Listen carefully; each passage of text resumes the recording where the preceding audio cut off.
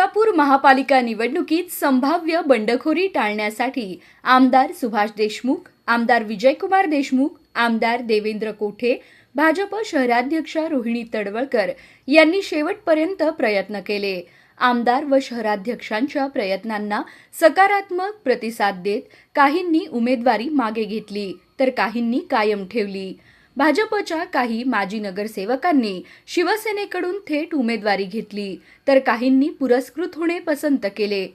एकंदर उमेदवारी अर्ज मागे घेण्याच्या शेवटच्या दिवशी भारतीय जनता पक्षात कहीं पे खुशी कहीं पे गम अशी परिस्थिती दिसून आली. प्रभाग 3 भाजपचे माजी नगरसेवक सुरेश पाटील यांनी एकनाथ शिंदे सेनेकडून उमेदवारी अर्ज कायम ठेवला. त्यांचे चिरंजीव बिपिन पाटील यांनी याच प्रभागातून ओबीसी मधून भरलेला उमेदवारी अर्ज मागे घेतला. 21 भाजपचे माजी नगरसेवक संतोष भोसले यांना एकनाथ शिंदे सेनेकडून पुरस्कृत करण्यात आले आहे. हा भारतीय जनता पक्षाला धक्का मानला जात आहे. प्रभाग 1, 2, 24, 10 या 4 ठिकाणी भाजपचा प्रत्येकी एक उमेदवार बिनविरोध करण्यासाठी शेवटपर्यंत प्रयत्न झाला, मात्र त्यात यश आले नाही.